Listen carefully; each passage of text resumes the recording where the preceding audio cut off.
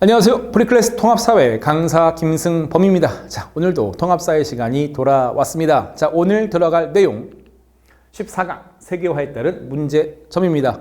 자, 우리가 저번 13강 때 강의 때 세계화에 따른 그 양상을 공부했다면, 세계화의 양상을 공부했다면 오늘 공부할 것은 바로 그 세계화에 따른 문제점이 되겠습니다. 그 내용 보시죠.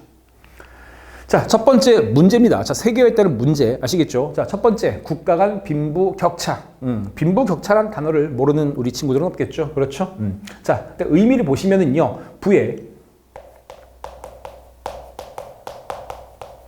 선진국으로 편중돼 있다 이겁니다. 편중, 그렇죠? 기울었다는 소리죠. 그러니까 부가 경제력이 선진국 쪽으로 기울었다.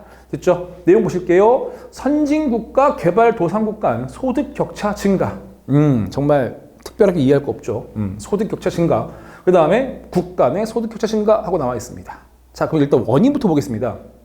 자, 일단은 우리가 이제 부를 얻기 위해선, 그렇죠? 조금 특수한 또는 잘 나가는 또는 뛰어난 기술이 있으면은 아무래도 부를 얻기가 쉽겠죠. 경제력을요. 근데 그런 자본 및 고급 기술, 그렇죠? 고급 기술이 선진국으로 집중돼 있다. 그럼 이 소리 결국 뭐죠? 나오시죠? 자, 개발도상국은 값싼 노동력 중심이다. 그러니까는 선진국들이 본인들이 갖고 있는 그런 고급 기술을 저런 개발도상국한테 이전하지 않는다라는 겁니다. 너희들은 그런 기술 필요 없어. 그냥 물건이나 잘 만들어. 뭐 이런 거겠죠. 그렇죠? 예. 그 노하우를 좀 전수 좀 해주고 좀 이런 것들이 돈이 된다라는 기술을 좀 전수를 해줘야 되는데 선진국이 그런 기술 전수에 대해서 굉장히 소극적이라는 거죠. 그러다 보니까 당연히 개발도상국은 값싼 노동력, 그러니까 쉽게 해서 조립에만 편중이 돼 있고요. 그러다 보니까는 기술을 잘 몰라. 그러니까 당연히 돈을 좀 벌기, 좀 그 경제력을 향상시키기가 좀 많이 어려워지겠죠. 그러다 보니까는 당연히 산업이 농업 중심으로 돌아갈 거고요. 자, 근데 이런 국가 간 빈부격차의 특징은요, 여러분. 국가 간도 나타나지만 국가 내, 지역 간에도 나타나고 그다음에 도시 내부에도 나타나는 특징. 자, 정말 살짝만 정리하시면 될 것 같습니다. 자, 다음입니다. 자, 그러면 해결책이 나와야겠죠. 그럼 어떻게 해야 이런 문제를 해결할 수 있을 것인가? 자, 첫 번째, 자본 및 기술을 원조. 자, 원조 나왔죠? 지원이란 소리죠. 그렇죠. 근데 솔직히 좀 어려워요, 현실적으로는. 왜냐하면 선진국도 그 기술을 갖기 위해서 정말 많은 그 노하우와 투자를 했을 텐데, 됐습니까? 그거를 그냥 좀 주긴 좀 뭐하지만, 그래도 지구촌 사회고 세계화 사회다 보니까 혼자 독식하지 말고 좀 그러한 기술을 조금 지원해주면은 아무래도 국가 간 빈부격차를 줄일 수가 있겠죠. 자, 근데 이제 시험 문제에서 그나마 나올 수 있는 것은 이 두 개의 단어입니다. 살짝 암기해 주시고 이해해 주시길 부탁 좀 드리겠습니다.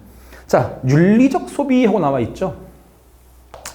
일명 착한 소비라고 하는데요. 자, 그것을 확대해 보자. 자, 뭔데요? 자, 일단 정답부터 적어 드릴게요.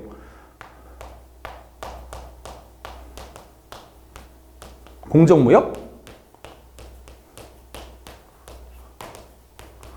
공정여행. 자, 공정무역과 공정여행 등으로 불평등 무역 구조를 개선한다. 자, 뭔지 모르겠지만 뭔가 공정한가 봐요. 그렇죠? 이렇게 되면은 불평등한 무역 구조를 그나마 개선시켜서 빈부격차를 줄일 수 있다. 이런 내용이 되겠습니다. 이해됐습니까? 오케이. 자, 그러면 공정무역 나왔죠? 공정무역. 자, 공정무역이 뭘까요? 혹시 들어보셨나요, 여러분? 공정무역 카카오 또는 공정무역 커피 이런 것들. 그렇죠?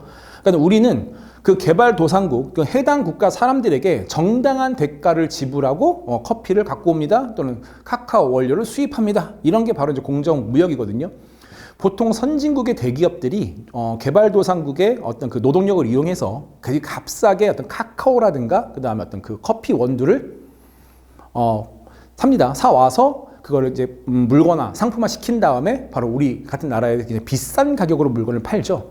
그러니까 거기 가운데서 폭리를 취한다 이겁니다. 아시겠죠? 자, 근데 공정무역 커피나 공정무역 카카오는 그 사람들한테 값싼 노동력을 함부로 이용하는 게 아니라 정당한 대가를 주고 사온다 이겁니다. 아시겠죠? 그러다 보니까 가격이 싸진 않아요. 가격이 싸진 않는데 그래도 우리도 먹고 그다음에 그 개발도상국의 저개발 국가 사람들도 정당한 대가를 받고 그럼 아무래도 빈부격차가 없어지는 건 아니겠지만 빈부격차가 줄어들 수는 있겠죠. 자, 그런 게 바로 공정무역이고요.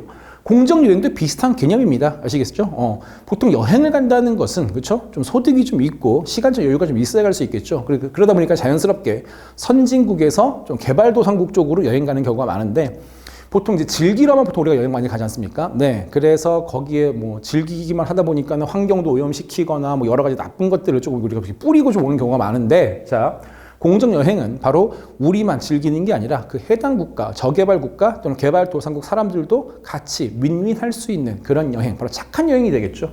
그래서 이런 공정무역과 공정여행 등으로 불평등 무역 구조를 뭐 해보자? 개선해보자. 이것들이 바로 국가 간 빈부격차를 해결하는 방법이 되겠습니다. 어때요? 어렵지 않죠? 맞습니다. 빨리 넘어가는 단원입니다. 자, 두 번째입니다. 문화의 획일화입니다. 자, 획일화. 획일화가 뭐죠, 여러분? 획일화. 뭐가 같아지는 거죠. 그렇죠? 보통 우리가 세계화가 되면서 문화의 다양성이 증가도 되겠지만 그 반대로 문화가 획일화되기도 합니다. 자, 그게 바로 문제점이 되겠죠. 자, 의미. 선진국 문화를 중심으로. 자, 선진국 문화를 중심으로 문화가 비슷해지는 세계 문화. 그렇죠. 선진국 문화로 비슷해진다. 어렵지 않죠? 좋습니다. 자, 원이 뭘까요? 아무래도 원인은 개발도상국보다는 선진국의 어떤 그런 영향력이 더 크겠죠. 그래서 선진국의 영향력이 크다 보니까 다양한 지역 문화의 고유성이 약화된다. 다양한 지역 문화 고유성. 바로 그 지역 문화만의 색깔이 되겠죠. 특수성이 되겠죠. 그것이 약화되거나 그 다음에 소멸할 우려가 생긴다. 그렇죠. 아마 여러분 교과서 상에서 여기 보시면은요, 가장 잘 나오는 사례가 요즘 세계화가 되고 뭐 전 세계 공통어로 영어가 증가되다 보니까 영어의 사용이 증가되다 보니까 이제 지역 언어나 그다음에 특수한 언어들이 점점점 사멸 위기에 있다. 아마 그런 도표를 보시게 될 겁니다. 아시겠죠? 그러다 보니까는 당연히 지역 문화가 소멸되게 되면은 문화가 선진국 문화 쪽으로만 남게 되겠죠. 그리고 우리는 획일화 이렇게 얘기하는 겁니다. 자, 이제 해결책을 잠깐 보시면은요. 자국의 문화의 정체성을 유지하면서, 그쵸? 유지하면서, 사과 빠졌네요. 예. 자국의 문화의 정체성을 유지하면서 외래 문화를 주체적으로 수용, 그쵸?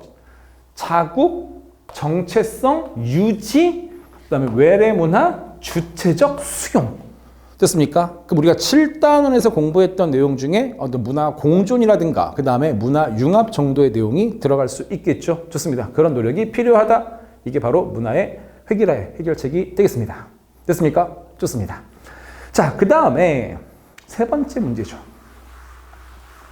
보편윤리와 특수윤리 간의 갈등하고 나와 있습니다. 많이 보지 않았습니까, 여러분 이거? 그쵸? 우리가 문화 파트 공부할 때 극단적 문화 상대주의 기억납니까? 문화로 인정해서는 안 될 문화까지 인정해 버렸던 게 극단적 문화 상대주의. 그것을 막아주는 방법 중에 하나가 바로 보편윤리였습니다. 기억나십니까? 안 나시면 되돌려보기 해주세요. 네. 자, 의미입니다. 자, 보편윤리. 모든 사회에서 강조된 윤리. 됐죠? 대표적으로 인권 같은 거죠. 인권. 자, 그 다음 특수윤리입니다. 특정 사회만 준수한 윤리 하고 나와 있습니다. 특정 국가 여성차별 관습 등 하고 나와 있는데, 자, 느낌 잘 안 오시죠? 맞아요. 여기는 오늘 공부할 세계화의 문제점 중에서는 좀 난이도란다. 그 중요도가 조금 약간 떨어진다, 좀 애매하다, 좀 그런 파트입니다. 학교 선생님들도 이쪽 파트는 시험 문제 내기가 조금은 좀 어려울 수 있어요. 그러니까 예를 들어 이런 문제로 한번 바꿔볼게요. 자, 예를 들어서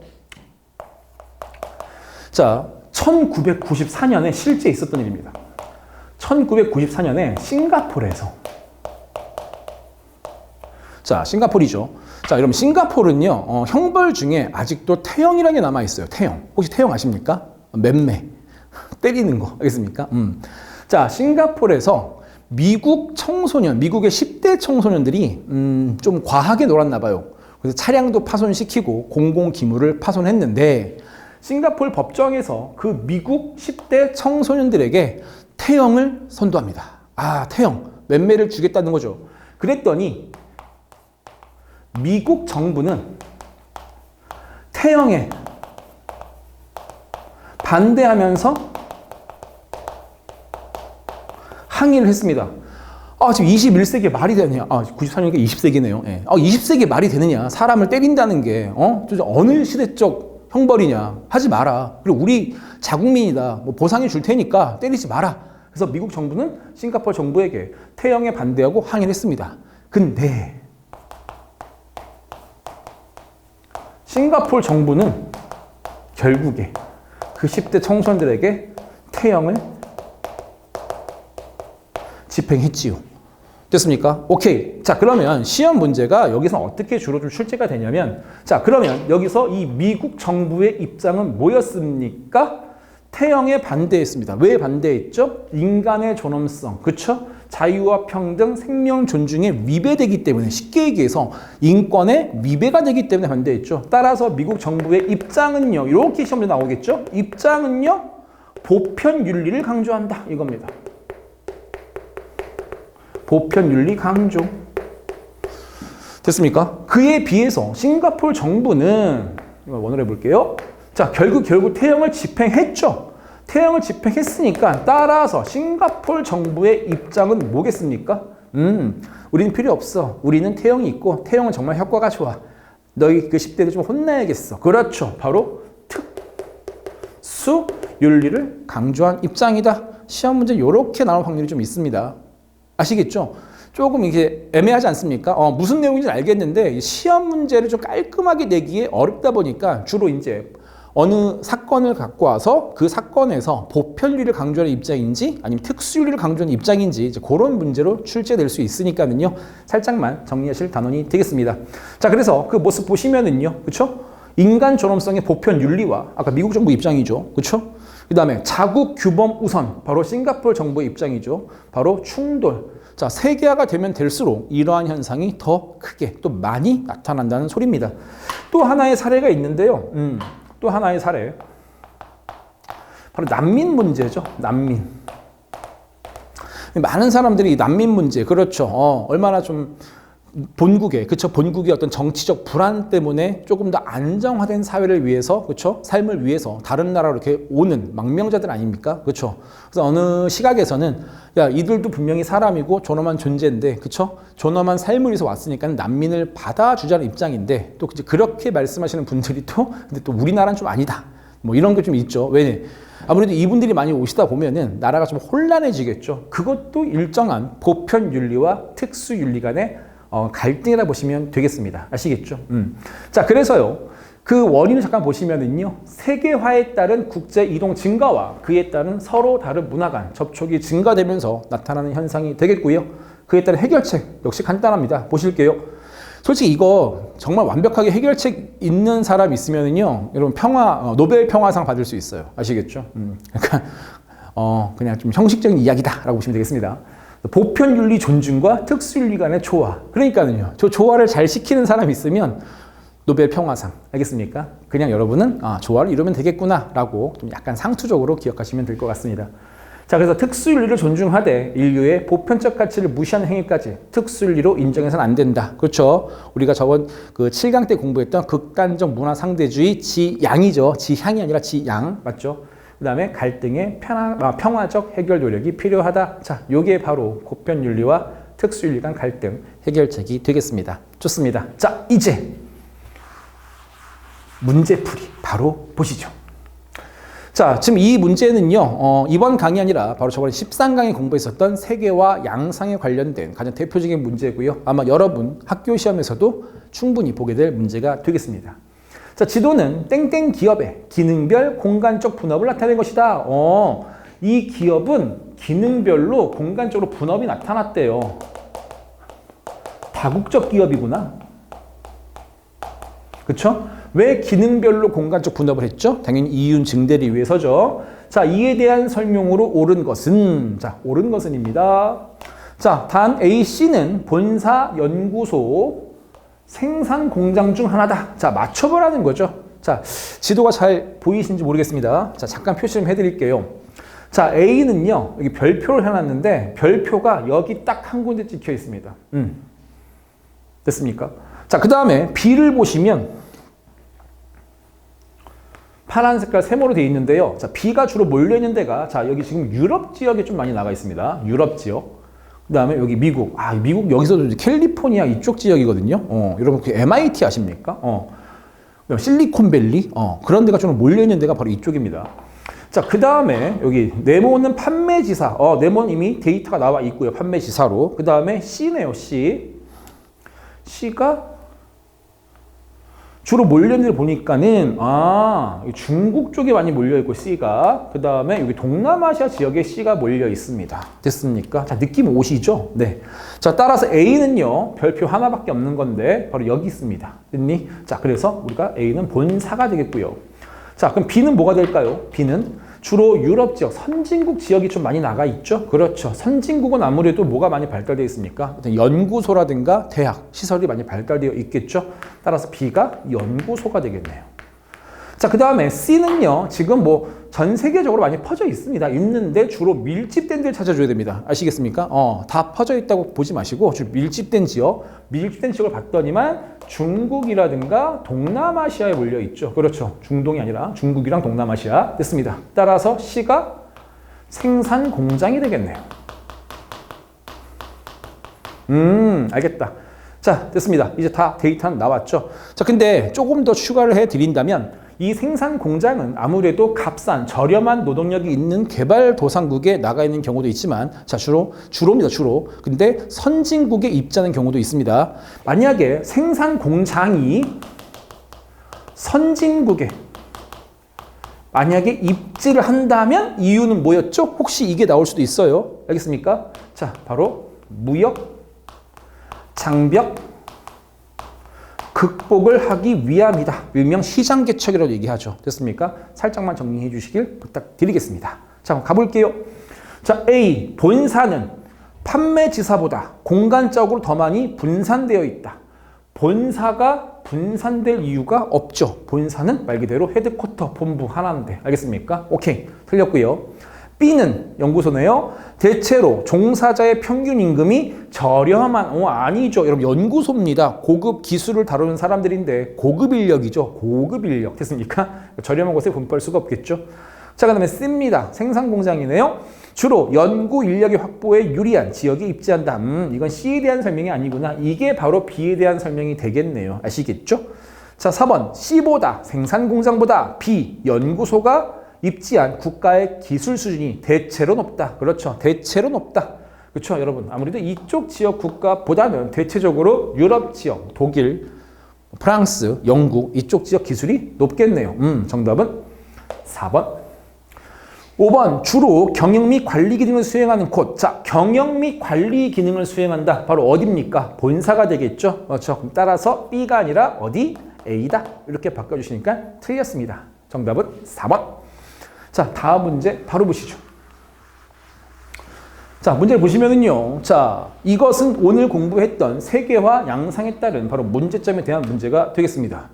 자, 제시된 사례에 공통적으로 나타난 문제점과 이를 해결하기 위한 방안으로 가장 적절한 것은? 자, 사례 1. 세계화의 영향에 따라 영어의 영향력이 커지면서 일부 국가 또는 소수 민족 언어 약 2,400여 개의 언어가 사라질 위기. 어떤 소수 민족의 언어가 사라질 위기. 됐습니까? 문화의 획일화 문제죠. 사례 2. 해외여행을 해보면 어디를 가든 그 나라 시내에는 M사. 뻔하지 않습니까? 딴딴따란딴. 그쵸? M사의 햄버거 가게를 볼 수 있다. 이처럼 세계 어디에나 음식이 비슷해져 그 지역만의 음식을 맛볼 수 있는 기회가 줄어들고 있다.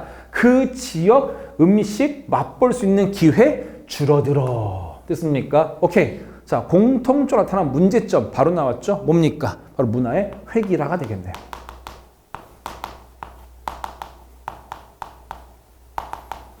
자, 이거는 뭐 쉽네요. 자, 1번. 지역화에 따른 해당 지역 문화 사용 인구가 감소 원인이다. 어머, 지역의 인구가 감소가 원인이라고요? 그렇지 않습니다, 여러분. 전혀 상관없죠. 맞죠? 자, 2번. 세계화에 따라 문화적 다양성이 높아지는 것이 아니라 다양성이 낮아지는 게 원인이 되겠죠. 그렇죠? 3번. 선진국의 문화를 흡수하여 새로운 문화를 형성하여야 된다. 와, 말이 쉽지. 선진국의 문화에 흡수 당하는 게 쉽지. 우리 그 소수민족의 문화가 선진국을 흡수하기는 더 어렵겠죠. 말이 안 되고요. 4번. 절대적 기준을 갖고 자국의 문화를 보호하는 정책. 절대적 기준을 갖고 자국의 문화를 보호한다. 자문화 중심주의. 바람직하지 않은 태도인데 틀렸죠. 5번. 자국 문화의 정체성을 유지하면서 외래 문화를 능동적으로 수용하는 자세를 가져야 된다. 뻔한 이야기죠. 자국 문화의 정체성, 고유성을 유지한 거 괜찮죠? 하면서 외래 문화를 능동적, 역시 주체적으로 수용하는 자세를 가져야 된다. 정답은 5번. 자, 내용 절대 어렵지 않았습니다. 맞습니까? 자, 근데 놀랍게도요, 정말 정신 안 차리고 풀면은 이런 문제를 틀려요. 정말 아무 생각 없이 문제 푼다는 소리죠. 정말 우리 그런 친구, 이 프리클래스 통합사회를 시청하는 우리 학생들 여러분께서는 그런 친구가 없길 바랍니다. 이런 뻔한 문제들은 반드시 틀리지 않기. 알겠습니까? 좋습니다. 자, 이로써 드디어 14강 8의 1단원, 바로 세계화의 양상과 그 문제점까지 문제 다 풀이해 봤고요. 자, 저는 다음 시간에 뵙겠습니다. 수고하셨습니다. 감사합니다.